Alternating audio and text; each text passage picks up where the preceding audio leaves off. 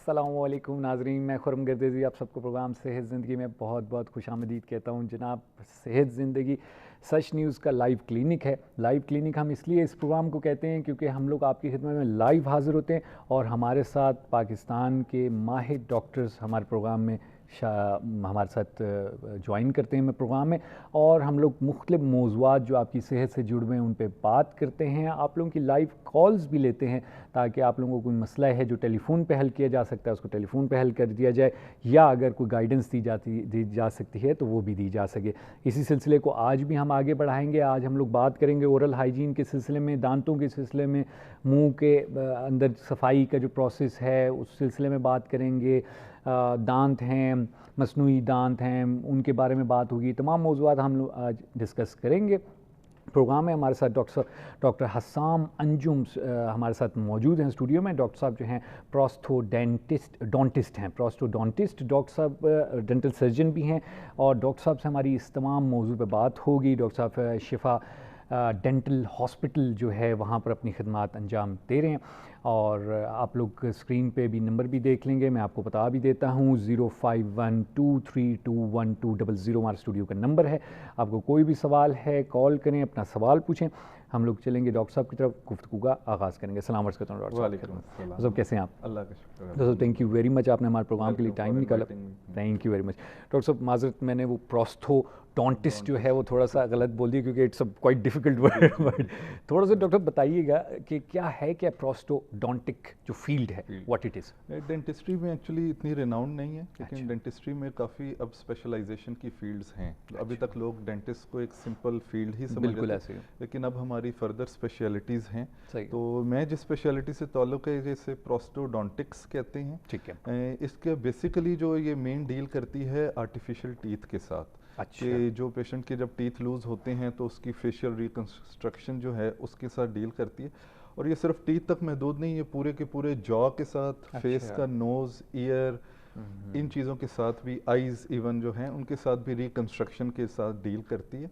और इसके साथ साथ हम जो कैंसर वाले पेशेंट्स, ट्रॉमा के पेशेंट्स हैं, उनकी मैनेजमेंट, जिन लोगों को जबड़े के मसले होते हैं, चबाने में मसला होता है, मुंह खोलने में मसला होता है, इन सब फील्ड्स के साथ हम डील करते हैं। ज़बरदस्त। अच्छा, ये डॉक्टर साहब फिर इसका मतलब ये वही फील्ड है जो दूसरे बॉडी के ऑर्गन्स वगैरह भी, जो ऑर्गन्स से मुराद ये कि कभी किसी का हाथ खुदा ना खासा ख़राब हो जाए तो उसका एक मसनूई हाथ बनाया जाता है, तो ये वही बेसिकली उसी फील्ड के साथ है। वो बॉडी की फील्ड है, तो ये सिर्फ जो हमारी फील्ड है वो सिर्फ हेड और नेक रीजन के साथ स्पेसिफाइड है, इसलिए ये एक स्पेशलिटी है जो सिर्फ इस यूनिक एरिया के लिए है। वो डेंटल की कैटेगरी में आ जाती है। अच्छा, इसका मतलब अगर किसी का खुदा ना खासा कोई एक्सीडेंट हो जाता है, जबड़ा टूट गया या ख़राब हो गया, तो उसको आप लोग एक आर्टिफिशियली डिज़ाइन करके उसको फिट करते हैं? हम फिट कर लेते हैं। जितना सर्जन जो है वो सर्जरी के अंदर रिक्रिएट कर सकता है वो उतना कर लेता है, लेकिन 100% पॉसिबल नहीं होता। बात, एक चीज़ टूट गई है बिल्कुल, तो जो रिमेनिंग पार्ट होता है वो जो ज़्यादा एस्थेटिक्स से डील करता है देखने में, वो रिमेनिंग पार्ट जो है वो फिर हम डील करते हैं आर्टिफिशियल बना। और फेस के रीजन में, फेस के रीजन। सही, ज़बरदस्त, बड़ी अच्छी बात है डॉक्टर साहब। क्या खुशी होती है कि ऐसी फील्ड्स भी हमारे मुल्क में जो हैं एक्टिव हैं, काम हो रहा है, क्योंकि बहुत से लोगों को ज़रूरत पड़ती है लेकिन पता ही नहीं चलता कि जी ये फील्ड्स मौजूद हैं, नहीं है, कोई काम कर भी रहा है और कर भी रहा होता है, ये नहीं पता होता है अथेंटिक है नहीं है, लेकिन माशाल्लाह आप लोगों के सेटअप में ये चीज़ें चल रही हैं, बहुत खुशी हुई। डॉक्टर साहब, ये बताइएगा कि जनरली हम लोग बात करते हैं ओरल हाइजीन की कितनी अहमियत है आपके ख़्याल में मुंह की, दांतों की सफाई, ज़बान की, या जो अंदर हमारे पूरा जो लाइनिंग है उसकी सफाई की कितनी अहमियत है? बहुत ज़्यादा अहमियत है। जिस तरह हम बाकी जिस्म को अपना फेस वॉश करते हैं, नहाते हैं, बाकी जिस्म की क्लीनिंग रखते हैं, उसी तरह दांतों की क्लीनिंग भी बहुत इंपॉर्टेंट है। ठीक है।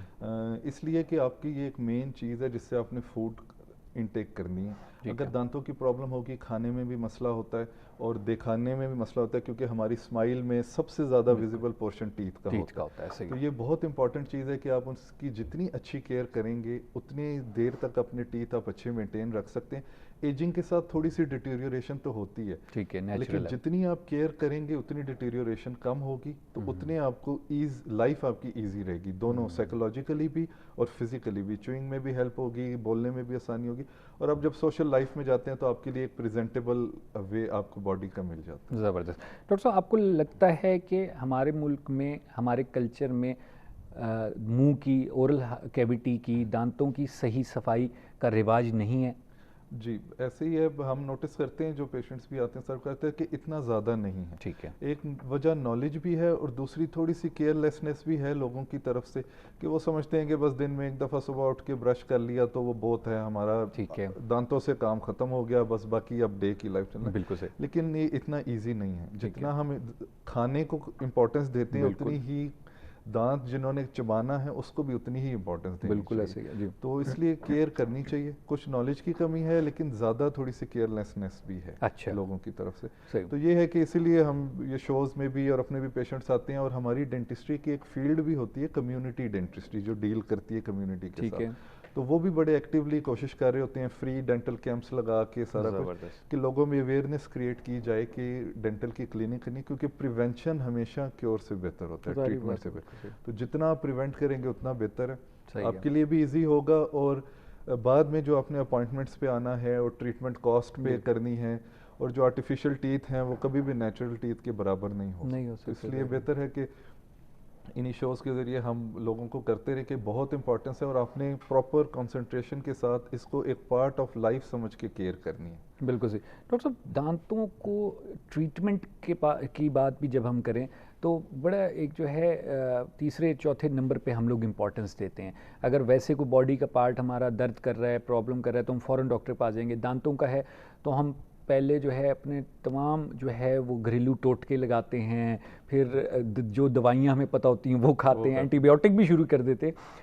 तो इसकी भी वजह थोड़ी सी, क्योंकि बेसिकली हम लोग क्योंकि अवेयरनेस, हेल्थ अवेयरनेस हमारा मोटो है प्रोग्राम में, तो हम इन चीज़ों को एड्रेस करना चाह रहे हैं कि पता तो चले कि क्या वजह क्या है, कि सिर्फ दांत से क्या दुश्मनी है हम लोगों की कि जी मुंह की सफाई पे इतनी इंपॉर्टेंट। वैसे हम लोग माशाल्लाह सफाई सुथराई लगती है, लेकिन मुंह जब आता है तो जवाब लूँगा इसका। हमारे पास कॉलर है, वेट करें, कॉल ले लेते हैं। प्रोग्राम में खुशामदीद कहते हैं, कौन बात करें, कहाँ से बात करें? हेलो जी सर। जी फरमाइएगा, आपकी आवाज़ आ रही है, क्या पूछना चाहेंगे डॉक्टर साहब से? अस्सलाम वालेकुम। वालेकुम सलाम। सर मैं इलियास बात कर रहा हूँ लाहौर से। जी इलियास भाई, क्या पूछना चाहेंगे डॉक्टर साहब से? अच्छा सर, मैं ये पूछना चाहूँगा, मेरे दांत ना तकरीबन बचपन से ही ना पीले हैं। थोड़ा सा ऊंचा बोलिएगा, आपकी आवाज़ बहुत कम आ रही है। जी जी, मेरे दांत जो है ना बचपन से ही ना प्लेक आई हुई है, पीलापन है उनमें ना। पीलापन है, ठीक है। हाँ जी, तो मैंने स्केलिंग भी करवाई है ये कुछ महीना पहले, लेकिन कोई फ़र्क नहीं आया। सही। तो इसके बारे में ज़रा रहनुमाई फरमा दें। सही, बहुत शुक्रिया, आपने कॉल की। डॉक्टर साहब इस पर बात करेंगे, ज़रूर सुनिएगा। डॉक्टर साहब आप पहले इस पर मेरे ख्याल से कमेंट कर लें आप प्लीज़।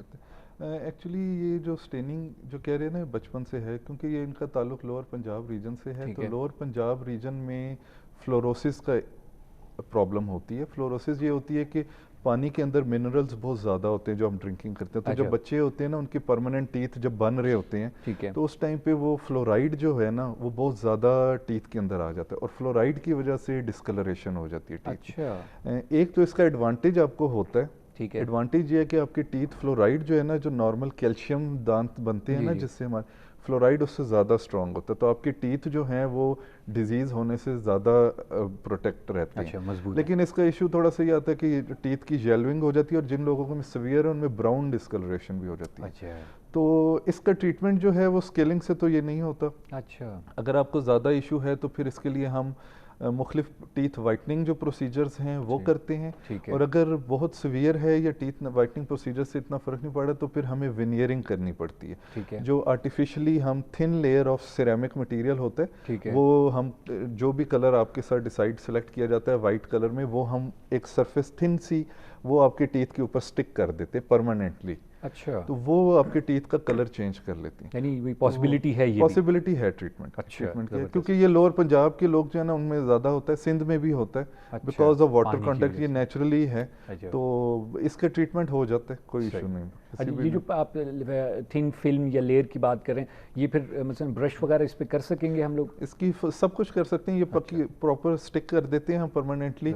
थोड़ी सी इसमें केयर्स करनी होती हैं, वो जो लोग लगवाते हैं उनको फिर डॉक्टर थोड़ी सी केयर बताते हैं। अदरवाइज बिल्कुल नॉर्मल खाना भी खा सकते हैं, ब्रशिंग भी कर सकते हैं। बस थोड़ी सी एक्स्ट्रा केयर चाहिए होती है क्लीनलीनेस से रिलेटेड भी, कि सफाई भी अच्छी रखनी होती है। और दूसरा थोड़ी सी डाइटरी मॉडिफिकेशन करनी पड़ती है ताकि वो ब्रेक ना हो, वो बहुत थिन होते हैं। हाँ सही। तो डॉक्टर साहब, ये जो पानी का इशू है इसको डिबेट नहीं किया जाता कभी कि जी इन इलाकों के पानी पे काम किया जाए या कोई फिल्टर किया जाए, कोई ऐसा होता है? अगर तो जिन इलाकों में प्रॉपर फिल्ट्रेशन प्लांट्स लगे हुए हैं वहाँ पे तो मिनरल कंटेंट को किया जाता है, कंट्रोल किया जाता है। लेकिन जिधर लोग नॉर्मल टैप वाटर पी रहे हैं या अंडरग्राउंड से वाटर ले रहे हैं लेकिन ज़्यादा डीप नहीं है wells, underground wells close to surface हैं, तो उनमें सॉल्ट कंटेंट ज़्यादा होता है। क्योंकि लोअर रीजन में रिवर फ्लडिंग कॉमन है तो वो सॉल्ट कंटेंट बहुत हाई होता है।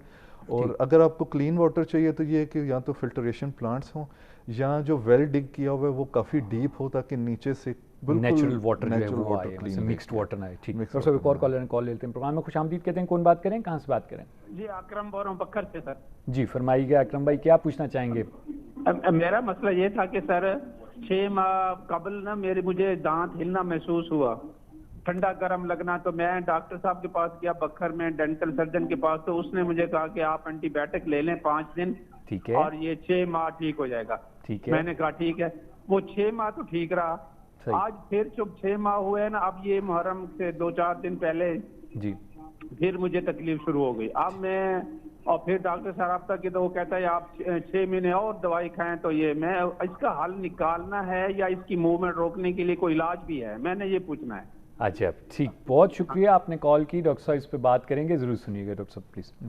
जो अगर ये इनकी कंप्लेंट है ना कि दांत हिल रहे हैं, सारे हिल रहे हैं, तो जनरली ये दांत हिलने की प्रॉब्लम गम्स के डिजीज़ की वजह से आती है।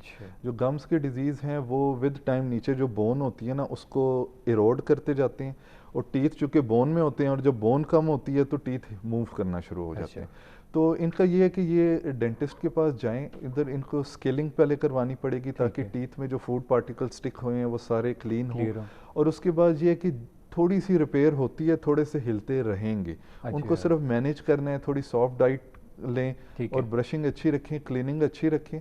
एंटीबायोटिक जो है वो विदाउट दी स्केलिंग और डेंटल प्रोसीजर फ़ायदा नहीं है, वो वक्ती तौर पे आराम आ जाता है, जिस तरह हिलना रुक जाएंगे या ब्लीडिंग रुक जाएगी, लेकिन वो चूँकि फूड पार्टिकल्स और डिजीज़ प्रेजेंट है तो उसके लिए पहले स्केलिंग, टीथ की प्रॉपर क्लीनिंग और ओरल हाइजीन मेंटेनेंस का जो पूरा रेजिमेन एक होता है सही वो फॉलो करना पड़ेगा। डॉक्टर मजीद बात करेंगे, मुख्तसर वक्फा हमने लेने प्रोग्राम में। जी नाज़रीन, आप लोग गुफ्तगू सुन रहे हैं डॉक्टर हसाम अंजुम की।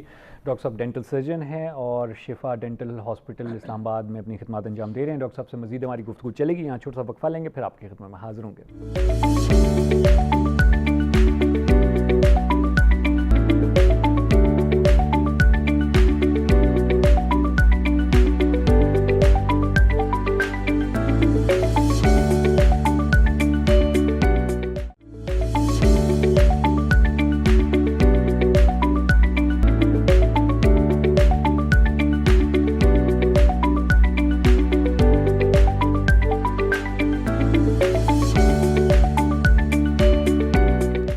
प्रोग्राम में एक बार फिर आपको खुशामदीद कहते हैं। 0512321200 हमारे स्टूडियो के नंबर है। आपको कोई सवाल है प्लीज़ कॉल करें और अपना सवाल पूछें। हमारे साथ डॉक्टर हसाम अंजुम स्टूडियो में मौजूद हैं। डॉक्टर साहब शिफा डेंटल हॉस्पिटल में अपनी खिदमत अंजाम दे रहे हैं इस्लामाबाद में, और डॉक्टर साहब बेसिकली प्रोस्थोडोंटिस्ट हैं, जो कि जिनका जो एक प्रॉपर जो स्पेशलाइज्ड डोमेन है वो ये है कि जो आर्टिफिशियल दांत, आर्टिफिशियल जॉज, आर्टिफिशियल जबड़े या कोई भी आपका फेस या ओरल कैविटी का हिस्सा जो ख़राब हो जाए और उसको रिप्लेस करना हो, उसकी जगह आर्टिफिशियल हिस्सा लगाना हो, तो ये इनकी डोमेन, इनके डिपार्टमेंट में आता है। ये लोग डिज़ाइन करते हैं उसे और उसको एस्थेटिकली मैच करते हैं कि जी आपके फेस के मुताबिक हो वो चीज़। खुदा न खासा कैंसर की वजह से कुछ हिस्से फेस के, मुंह के काटने पड़ते हैं या किसी एक्सीडेंट की सूरत में या और भी कोई किसी बीमारी की सूरत, तो उस केस में ये डिपार्टमेंट आगे आके आपकी जो ज़ाहिरी तौर पे आपकी चीज़ें हैं और फिर इवन फंक्शनल तौर पे भी, ज़ाहिरी बात है अगर आपका जॉ जो है वो उसकी सही फॉर्मेशन या शेप नहीं है तो you will not able to chew, आप सही तरीके से चबा नहीं सकेंगे, खाना निगल नहीं सकेंगे। तो ये पूरी जो है डिपार्टमेंट है, पूरी एक डोमेन है जो ये जहाँ पर ये सारा कुछ किया जाता है। डॉक्टर साहब से हमारी बात चल रही थी मुंह की सफाई के सिलसिले में, दांतों के सिलसिले में, उसी को हम आगे बढ़ाएंगे। डॉक्टर साहब आपने ये कहा कि जो लोअर पंजाब में फ्लोराइड ज़्यादा है तो उनके दांत मजबूत होंगे, तो क्या ये हकीकत है कि हम देखते हैं कि हमारे यहाँ लोग खैर अब तो फिर थोड़ा कम हो गया है, लेकिन एक ज़माने में लोग जो हैं वो रेगुलर बोतल जो होती थी वो भी दांत से खोलते थे, बादाम जो हैं वो दांत से तोड़े, अखरोट लोग दांत से तोड़े होते थे। अच्छा, लेकिन कोई कंपैरेटिवली कोई बेचारा गोरा या बाहर का बंदा देख लेता तो वो परेशान हो जाता, तो कहते थे यार ये आप लोगों के दांत हैं, ये क्या चीज़ है। तो ये वाकई है इसमें कि हम लोगों के दांत मजबूत होते हैं? इसका इस तरह की स्ट्रेंथ से ताल्लुक नहीं है। ये तो ये होता है कि इसका सरफेस कॉम्पोजिशन ऐसा बन जाता है फ्लोराइड की वजह से, ठीक है, कि डिजीज या जैसे कीड़ा लगना कहते हैं उसमें हेल्प मिलती है। ठीक है। अदरवाइज ये कि आपकी डाइट कैसी है बचपन से, उस पर बहुत डिपेंड करता है। गाँव के जो लोग थे वो गन्ना खाते होते थे दांतों से, बिल्कुल सही, जो ये गंदम वगैरह कच्ची चबा जाते थे, छलियाँ खाते थे, तो उनकी नेचुरली टीथ और जो सपोर्टिंग स्ट्रक्चर्स हैं टीथ के साथ, जो बोन है, गम्स है, वो सारे स्ट्रांग हो गए होते थे। लेकिन अब वो नहीं रहा, क्योंकि हमारी डाइट सॉफ्ट हो गई है, तो अभी लोगों की टीथ की आदत, जरा कोई हार्ड चीज बाइट करें तो दांत में दर्द शुरू हो जाती, तो वो उनका नेचुरल ब्रिंग अप ऐसा था। अच्छा, लेकिन फ्लोराइड हेल्प करता है, इसीलिए हमारी जो टूथपेस्ट हैं उन वो भी सारी अब फ्लोराइड कंटेनिंग आ रही है। वो सेंसिटिविटी से भी प्रोटेक्ट करती हैं और आपके टीथ को भी स्ट्रेंथन करती हैं ताकि उनको कीड़ा ना लग सके। लेकिन जनरल स्ट्रेंथ जो है वो हमारी प्रैक्टिस से है, जो बचपन से हमें। और सब एक और कॉलर हैं, कॉल ले लेते, प्रोग्राम में खुशामदीद कहते हैं। कौन बात करें, कहाँ से बात करें? हेलो, नहीं, हेलो, हाँ जी भाई जी फरमाइएगा, आपकी आवाज़ आ रही है, क्या पूछना चाहेंगी डॉक्टर साहब से आप? मैं पूछ रही हूँ कि छोटी बच्ची है, उसके दांत हैं अंदर वैसे, ठीक है, लेकिन निकल नहीं रहे। कितने साल? बहुत एक साल की है। 1 साल की, ठीक है। दांत अंदर हैं, यानी मसूड़े के अंदर दांत आपको महसूस होते हैं, लेकिन बाहर नहीं निकल रहे? बाहर नहीं निकल रहे, और मोशन भी बिल्कुल पानी की तरह करी जा रही है, तो कमजोर भी बहुत होती जा रही है। अच्छा, तो खैर और डॉक्टर साहब पूछना चाहेंगे आप? बहुत शुक्रिया, आपने कॉल की, डॉक्टर साहब इस पे बात कर रहे हैं, सुनिएगा। जी डॉक्टर।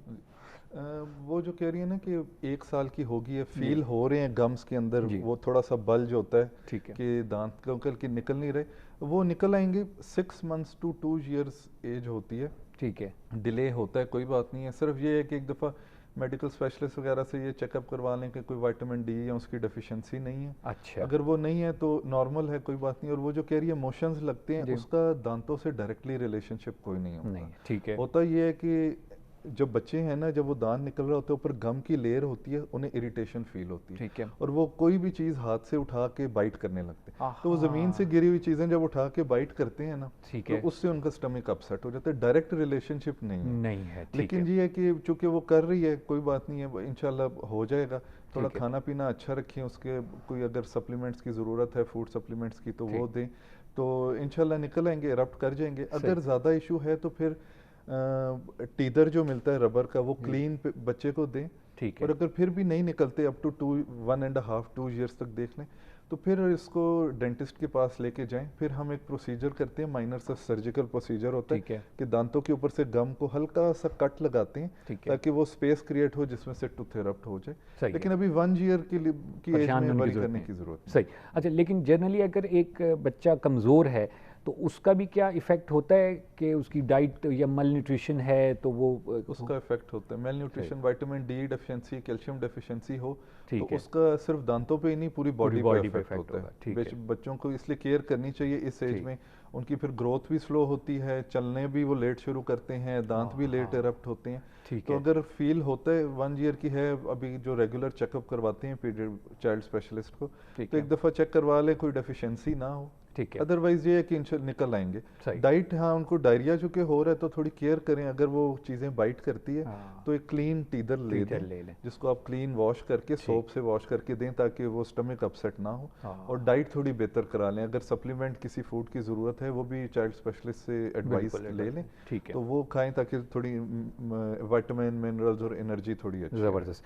अच्छा डॉक्टर साहब, थोड़ा सा इस पर बात कीजिएगा कि हमारे यहाँ जो ओल्ड एज पॉपुलेशन है, उनको दांतों के और मसूड़ों के बहुत प्रॉब्लम्स होते हैं। इस मौजू पे हमने नहीं कभी बात की, थोड़ा सा इसको डिबेट कीजिएगा कि वो भी बेचारे बड़े परेशान रहते हैं इन चीज़ों को लेके, तो उसमें कोई हेल्प दी जा सकती है, कोई टिप्स दी जाती हैं? अभी तो ऐसा ऐसा जैसे जैसे हमारा एज एक्सपेक्टेंसी बढ़ती जा रही है, लाइफ एक्सपेक्टेंसी बढ़ती जा रही है, पहले 50 इयर्स थी, अब 60 होती जा रही है, और यूरोपियन और अमेरिकन कंट्रीज में 70-80 तक भी। तो जितनी अब एज तक लोग जिंदा रह रहे हैं उतनी फिर वो टीथ, क्योंकि एज के साथ टीथ वीक हो रहे हैं, तो उतनी ओल्ड एज की डेंटल प्रॉब्लम्स बढ़ती जा रही है। ठीक है। तो उसमें ये है कि जिन लोगों ने शुरू से केयर अच्छी रखी होती है उनके तो ओल्ड एज में भी काफ़ी टीथ बेहतर होते हैं। आई नो ओल्ड पीपल कुछ ऐसे भी हैं जिनके एक भी दांत नहीं निकला हुआ, अभी तक अपने नेचुरल टीथ से सब कुछ मेंटेन्ड है, जिन्होंने बहुत अच्छी केयर की। ठीक है। लेकिन इश्यूज आते हैं। दूसरा, ओल्ड एज में आपकी मैनुअल डेक्सटेरिटी कम हो जाती है, मूवमेंट कम होती है, ब्रशिंग इतनी अच्छी नहीं होती पीछे वाले दांतों में करना, प्लस हेल्थ इश्यूज ऐसे आ जाते हैं पेशेंट को, डायबिटीज़ है, हाइपरटेंशन है, इसके अलावा और डिजीज़ है, उनकी केयर करना भी बहुत मुश्किल। बिल्कुल सही। तो इस एज में बहुत इंपॉर्टेंट है। और इस एज में जो उनके साथ केयर टेकर्स हैं, उनके बच्चे हैं, या अगर वो किसी हॉस्पिटल में या कहीं और हैं, तो उनके जो भी केयर टेकर कोई नर्स है उनको हेल्प करनी पड़ेगी। अब ठीक है। कुछ हाइजीन के एड्स एडिशनल यूज़ करने पड़ेंगे, और बाकी उनको मोटिवेशन हेल्प करना उनको कि ये प्रोसीजर परफॉर्म किया जाए ओरल हाइजीन का। ठीक है। जिस तरह के मोटराइज टूथ ब्रशेज़ हैं, इलेक्ट्रॉनिक टूथ ब्रशेज़ मिलते हैं, क्योंकि ओल्ड एज पेशेंट के लिए खुद पूरी मूवमेंट करना मुश्किल है, तो वो मोटराइज टूथ ब्रश है, सिर्फ उन्होंने एक दफ़ा उस पूरे माउथ में फॉर 2 to 3 मिनट्स उसे रोटेट करना है, वो ऑटोमेटिकली ये मूवमेंट करेगा। ठीक है। और इसी तरह अगर बेड रिडन पेशेंट है तो उसको टेक लगवा के, उठा के, हाथ रख के उसकी जो केयर टेकर है उसको ब्रशिंग करनी पड़ेगी। ठीक है डॉक्टर साहब, यहीं से गुफ्तगू आगे बढ़ाएंगे। अहम मौजू है, हमने छोटी सी वक्फा लेने प्रोग्राम में, फिर आप उसके बाद गुफ्तगू आगे बढ़ाते हैं। जी नाज़रीन, आप लोग गुफ्तगू सुन रहे हैं डॉक्टर हसाम अंजुम की। डॉक्टर साहब जो है डेंटल सर्जन है, प्रोस्थोडोंटिस्ट हैं, और डॉक्टर साहब से हमारी बात चल रही है दांतों की सफाई और दांतों की ट्रीटमेंट के सिलसिले में। यहाँ मुख्तसर वक्फा लेते हैं, फिर आपकी खिदमत में हाजिर होते हैं।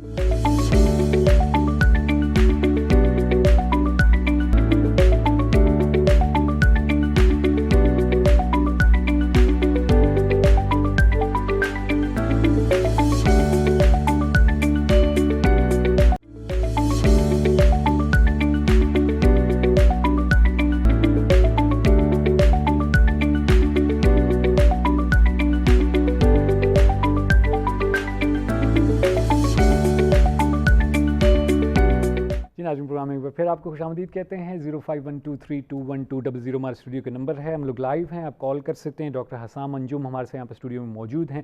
डॉक्टर साहब प्रोस्थोडोंटिस्ट हैं, डेंटल सर्जन हैं। डॉक्टर साहब से ओरल हाइजीन और दांतों का ख्याल कैसे रखा जाता है, इस मौजू पर तमाम हमारी गुफ्तगू चल रही थी, और इसी गुफ्तगू हम आगे बढ़ाएंगे। डॉक्टर साहब, आप बात कर रहे थे कि ओल्ड एज जो लोग हैं उन्होंने कैसे ख्याल रखना है, प्लीज़।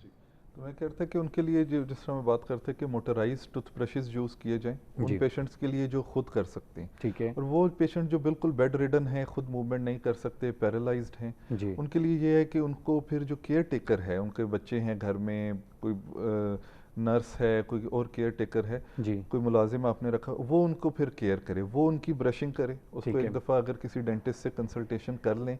अब आजकल तो टेली डेंटिस्ट्री भी बहुत कॉमन हो गई है कि ऑनलाइन पेशेंट से कंसल्टेशन कर लें वीडियो चैट के थ्रू, एक दफ़ा कर लें, वो डॉक्टर आपको गाइड कर देगा। उसके बाद आपने फिर केयर टेकर ने ब्रश करना है। अच्छा। और केयर टेकर अगर नॉर्मल मैनुअल टूथब्रश से ब्रशिंग कर सकते हैं इजीली उनकी, तो ठीक है, वरना वो भी मोटराइज टूथब्रश ले और वो ब्रश करें, उनको अपराइट बिठा लें, ठीक है, सामने वाटर बाउल रख लें, उनको ब्रश पूरा करवा के फिर वाटर बाउल में उसी के अंदर उनसे माउथ को रिंस करवा लिया जाए। और एक टूल आता है, अभी काफ़ी ओल्ड है लेकिन इतना कॉमन नहीं क्योंकि थोड़ा एक्सपेंसिव, वो है वाटर पिक, ठीक, जो एक जेट ऑफ वाटर स्प्रे करती है, जो कि आपके टीथ के बिटवीन में और बड़ी अच्छी क्लीनिंग करती है। प्रेशर से पानी का स्प्रे होता है। अच्छा। वो इन पेशेंट्स के लिए बहुत अच्छा होता है। अच्छा। कि वो बिटवीन द टीथ, चूंकि फ्लॉसिंग नहीं हो सकती, ब्रश इजी करना डिफिकल्ट है, तो वो वाटर पिक जो है ना, वो अगर आप करेंगे तो बिटवीन द टीथ कोई फूड पार्टिकल्स हैं वो बड़े अच्छे रिमूव हो जाए। लेकिन ये केयर लाजमी करनी है, क्योंकि जो बेड रिडन जो ओल्ड एज पेशेंट है, हमें उनकी शुगर का, ब्लड प्रेशर का, उसकी तो बहुत फिक्र होती है, हम चेक करते हैं, खुद टाइम पे मेडिसिन देते हैं, लेकिन वो दांत हम भूल गए होते हैं कि ये ओल्ड एज पेशेंट जो मेडिसिन खुद नहीं ले सकता और बाकी चीज़ें नहीं कर सकता, ब्रश कैसे करेगा, ब्रश नहीं करते, तो वो हमारी जो कि हमें कंसर्न नहीं होता। और फिर होता ये है कि उनको फिर जब पेन होती है, कुछ होती है, फिर उनके लिए ट्रीटमेंट करवाना भी बहुत मुश्किल होता है, और बाद में अगर आर्टिफिशियल टीथ की ज़रूरत पड़ती है तो वो उनको मेंटेन करना ही बहुत मुश्किल है। तो बेहतर है कि ओल्ड एज पेशेंट्स की घर में उनके केयर टेकर जो है ना, वो डेंटल ट्रीटमेंट, डेंटल केयर बहुत अच्छी रखें। डॉक्टर साहब, कॉलर हैं, कॉल ले लेते हैं। प्रोग्राम में खुशामदीद कहते हैं। कौन बात करें, कहाँ से बात करें? हेलो ड्रॉप हो गई कॉल, सही, ठीक डॉक्टर साहब। अच्छा डॉक्टर साहब, आप आते हैं थोड़ा सा इस तरफ कि हमारी जो डाइट है उसको कैसे देखते हैं आप? हम हमारे बारे में कहते हैं कि जी हम लोग बहुत कलरफुल डाइट खाते हैं, उसकी वजह से भी दांतों पे कलर चढ़ता है। आई डोंट नो, मैंने सुनी हुई ये बात। तो डाइट कितना इफ़ेक्ट कर रही है हमारे ओरल हाइजीन और दांतों को? डाइट का बहुत सिग्निफिकेंट, बहुत इंपॉर्टेंट कंट्रीब्यूटिंग फैक्टर होता है हमारी डेंटल हेल्थ पे, पूरी की पूरी ओवरऑल हेल्थ पे, जिसके अंदर कंसिस्टेंसी ऑफ फूड है, फूड की टाइप क्या है, और कलरेशन जो आर्टिफिशियल फूड्स हैं या वो सारी चीज़ें इंपॉर्टेंट होती हैं। क्योंकि जिस तरह आजकल हम बेकरी आइटम्स बहुत खाते हैं, सॉफ्ट फूड्स बहुत खाते हैं, तो उनका जो नेचुरली फ्लशिंग होती है ना, जो हार्ड फूड होता है ना, उसकी नेचुरली वो फ्लश आउट हो जाता है। सॉफ्ट फूड उस तरह फ्लश आउट नहीं होता, वो आपकी टीथ के साथ स्टिक कर जाता है, जिसकी वजह से फिर कैविटीज बनना और गम की डिजीज होना ज़्यादा। डॉक्टर साहब कॉलर हैं, कॉल ले लेते हैं, फिर उसके बाद गुफ्तगू आगे बढ़ाएंगे। प्रोग्राम में खुशामदीद कहते हैं, कौन बात करें, कहाँ से बात करें? अस्सलाम वालेकुम। वालेकुम सलाम जी, फरमाइएगा। मैं खालदा बात कर रही हूँ इस्लामाबाद से जी, क्या पूछना चाहेंगी? मैं 50 प्लस हूँ, इस वक्त मेरी एज इतनी है, और सर मेरे ना दांतों का बड़ा मसला है, मतलब मेरे मसूड़े सूज जाते हैं। ठीक। और कोई भी चीज़ खाती हूँ, अगर कोई सख्त चीज़ खाती हूँ तो उसके साथ भी मेरे मसूड़ों स्वेल करते हैं और मैं ब्रश नहीं कर पाती। जब ब्रश करती हूँ 2 दिन 3 दिन वो स्वेल हो रहते हैं और फिर मुझे तकलीफ रहती है। अच्छा, ब्रश की वजह से स्वेल हो जाते हैं? हाँ जी, वैसे भी मेरे मसूड़ों को प्रॉब्लम है। ठीक, कोई और मैंने वो फिलिंग करवाई थी तो मेरे ख्याल से वो सही नहीं है, क्रोन भी करवाया था। मैं अब कोई चीज़ चबाती ना वो सही करके चबा नहीं सकती। ठीक जी, सही। कोई और बीमारी वगैरह खुदा न खास्ता तो नहीं है साथ, डायबिटीज़ या ब्लड प्रेशर? नहीं, मैं ब्लड प्रेशर की पेशेंट तो हूँ, लेकिन अल्लाह माफ़ करे वो शुगर वगैरह नहीं है। ठीक, बहुत अच्छा, बहुत शुक्रिया आपने कॉल की। डॉक्टर साहब इस पे बात करेंगे, ज़रूर सुनिएगा डॉक्टर साहब प्लीज़। इनकी 2 से 3 प्रॉब्लम्स उन्होंने बताई। एक तो ये है कि वो कह रही हैं कि ब्रशिंग करती हैं तो ब्लीडिंग होती है और वो प्रॉब्लम है, और दूसरा उन्होंने कहा कि उन्होंने कोई क्राउनिंग वगैरह करवाई है, उसके साथ भी इशू आ रहा है, तो फिलिंग भी ठीक हुई वो है।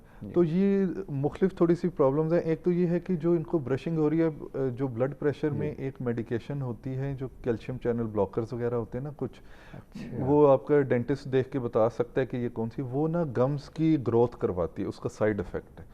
उसकी ग्रोथ की वजह से गम स्वेल हो जाते हैं, उसमें स्पेसेस बन जाती हैं जिनमें खाना फंसता है, और फिर जब आप ब्रशिंग करते हैं तो आपको ब्लीडिंग होती है गम से, और स्मेल भी आती है और पेन भी होती है। तो वो ये है कि वो एक डेंटिस्ट को अगर दिखा लें, उनको अपनी मेडिकेशन दिखाएं, तो वो आपको बेहतर गाइड कर सकते हैं कि अगर वो मेडिकेशन ले रही हैं। बाकी वो यही है कि ओरल हाइजीन अच्छी रखें। जो क्राउनिंग हुई है, क्राउनिंग के साथ ये होता है कि खाना आर्टिफिशियल टीथ के साथ ज़्यादा फंसता है, और उसकी केयर भी फिर ज़्यादा करनी है। क्राउन के अगले टूथ के साथ जो जॉइंट स्पेस है और पिछले के साथ, उसमें फ्लॉसिंग करें, ठीक है, लाजमी, और हर खाने के बाद अच्छी तरह रिंस करें, और ब्रशिंग जो है सुबह ब्रेकफास्ट के बाद रात को सोने से पहले। और अगर ब्रश करने से ब्लीडिंग होती है तो उसकी वजह से ब्रश छोड़ें मत, वो अगर छोड़ेंगे तो वो प्रॉब्लम और बढ़ेगी। ब्रशिंग करते रहें, खैर है, ब्लीडिंग होने दें। सॉफ्ट टूथब्रश ले लें, ठीक है, और आराम से सर्कुलर मोशन में करें, बहुत ज़्यादा स्ट्रेट या उसको फोर्स ना करें। कोई स्वेलिंग कहीं फील होती है तो उसके ऊपर इजीली सॉफ्ट सा ब्रश करें, ब्रश छोड़ना नहीं है, वरना ये प्रॉब्लम बढ़ती जाएगी। सही। डॉक्टर साहब और कॉलर हैं, कॉल ले लेते हैं। प्रोग्राम में खुशामदीद कहते हैं, कौन बात करें, कहाँ से बात करें? अस्सलाम वालेकुम। वालेकुम सलाम जी, फरमाइएगा। मैं अरूज बात कर रही हूँ इस्लामाबाद से। जी, क्या पूछना चाहेंगी डॉक्टर साहब से? जी सर, मुझे ये पूछना था कि मेरे गम से ना बहुत ज्यादा ब्लीडिंग होती है, बहुत मुंह भर के, मतलब मेरा मुंह भर जाता है ब्लीडिंग से। अच्छा। और इसके अलावा ये है कि मुझे ये पूछना था कि ये स्केलिंग है, ये मतलब बेस्ट है, करवानी चाहिए? क्योंकि काफी लोगों से मैंने मतलब कंसल्ट किया तो वो कहते हैं कि कुछ टाइम के लिए तो वो सही होती है, लेकिन उसके बाद ब्लीडिंग जो होती है और दांत जो है वो खराब हो जाते हैं। ठीक है। तो डॉक्टर साहब से ये पूछना चाह रही थी कि क्या ये मतलब सही है, करवा लेनी चाहिए? सही। आपको ये जी फरमाएं। और ये कि अगर मतलब एक प्रोसीजर होता है वाइटनिंग का ना, जिसमें जो टीथ होते हैं वो आपकी मतलब वाइट करते हैं, तो क्या स्केलिंग और वाइटनिंग जो है वो एट अ टाइम हो सकती हैं दोनों प्रोसीजर? सही। अच्छा, ये बताइएगा कि आपके जो ब्लीडिंग का मसला है ये क्या पूरा दिन इसी तरह बगैर किसी वजह के ब्लीड होती रहती है, या जब आप ब्रश करती हैं या जब खाती हैं ब्लीड होती है? सर ये तकरीबन कोई 1 मंथ से मुझे ये स्टार्ट हुई है, पहले ऐसा कुछ नहीं था, ना कभी खाने से हुआ था ना कभी ब्रश से हुआ था, लेकिन अभी ऐसा होता है सर हर टाइम मेरे मुंह से ना मतलब ऐसे अजीब सा टेस्ट आता है, फिर जैसे ही जाके मतलब वॉश करती हूँ तो वो बहुत ज्यादा मतलब ब्लड होता है मुंह में। अच्छा। और उसकी वजह से मेरे सारे मुंह का टेस्ट अजीब सा रहता है। ठीक है, सही, बहुत शुक्रिया आपने कॉल की। डॉक्टर साहब इस पर बात करेंगे, जरूर सुनिएगा डॉक्टर साहब प्लीज़। जी, इनको गम्स की प्रॉब्लम मुझे तो लग रहा है कि वही गम डिजीज़ है, जो कि जो फूड पार्टिकल्स रह जाते हैं बिटवीन द टीथ, वो विद टाइम टीथ के साथ स्टिक करके हार्ड हो जाते हैं। ठीक है। और उसके लिए हम टर्म यूज करते हैं कैलकुलस की, वर्ड यूज करते हैं कि कैलकुलस है, ये जो दांतों के पीछे अक्सर पीछे अंदर येलो कलर का लग जाता है जी। ठीक है। तो वो स्केलिंग से ही रिमूव होता है, और उसी की वजह से इनको प्रॉब्लम आ रही है कि वो हर वक्त ना हल्का सा ब्लीडिंग का टेस्ट आता रहता है, और जब सक करते हैं या सुबह उठ के एक दफ़ा रिंस करते हैं तो वो ब्लड थोड़ा सा आता दिखने में आएगा, तो वो इसी गम डिजीज़ की वजह से। और स्केलिंग जो ये पूछ रही है कि दांत खराब हो जाते हैं, अगर तो आप फ्रीक्वेंटली करवाते रहें, जैसे हम कहते हैं कुछ लोग शौकिया भी करवाते हैं जिनको बहुत ओवर कॉशियस होते हैं ना दांतों की क्लीनलीनेस खूबसूरती का, तो वो खुद ही जाके शौकिया भी डेंटिस्ट कहते हैं नहीं करें, ज़रूरत है या नहीं है करें। अगर for purpose of treatment of a disease अगर आपने करनी है तो फिर उसके साइड इफ़ेक्ट्स इतने नहीं होते कि आप एक दफ़ा 2 दफ़ा करनी पड़े। और एक दफ़ा जब स्केलिंग हो जाए, असल में तो आपको स्केलिंग की ज़रूरत पड़नी ही नहीं चाहिए, आपकी ब्रशिंग ठीक अच्छी होनी चाहिए की जरूरत, लेकिन एक दफ़ा आप जब करवा लें उसके बाद आप फिर मेंटेन करें उस हेल्थ को, अच्छी तरह डेंटल हेल्थ मेंटेन करें, ब्रशिंग जो डॉक्टर इंस्ट्रक्शंस दे, कोई टूथपेस्ट माउथ वॉश जो भी बताएं उसको आप यूज़ करें और उसको मेंटेन रखें, तो इंशाल्लाह दोबारा ज़रूरत नहीं पड़ेगी। और जो टीथ कभी कभार होता है स्केलिंग से, लोगों को कंप्लेंट होती है कि दांत हिलने लग गए, एक्चुअली वो स्केलिंग से नहीं हिले, वो ऑलरेडी बोन इतनी वीक हो गई हुई थी कि वो उनकी सपोर्ट कम हो गई हुई थी, वो तो इतना जमा हुआ थी चीजें, जमा हुआ था उस पे कि वो हिलने नहीं दे रहा, तो जब वो उतारे तो दांत हिलने लग गए। तो वो स्केलिंग वजह नहीं होती, आपका वो डिजीज वजह, और आपने लाजमी स्केलिंग करवानी है इस डर से कि दांत हिलें, और आप स्केलिंग ना करवाएं तो ये डिजीज़ और होगा, फिर हिलेंगे नहीं, फिर निकालने पड़ जाएंगे। तो खैर है हिले, आप स्केलिंग करवाएं, उसके बाद इसको मेंटेन रखें ताकि आपको फर्दर प्रॉब्लम ना हो, और ये ब्लीडिंग रुक जाएगी। जब एक दफ़ा ये प्रोसीजर हो जाएगा तो ब्लीडिंग आना भी रुक जाएगी। ठीक हो गया, सही, thank you doctor. Doctor diet पे बात कर रहे थे आप, अगर उसको कंटिन्यू करना चाहें तो। कि मैं कह रहा था कि तो सॉफ्ट डाइट है, वो खान फंसी रहती है, टीथ के साथ स्टिक होती है, जिससे गम डिजीज़ भी, केरीज भी ज़्यादा आती हैं।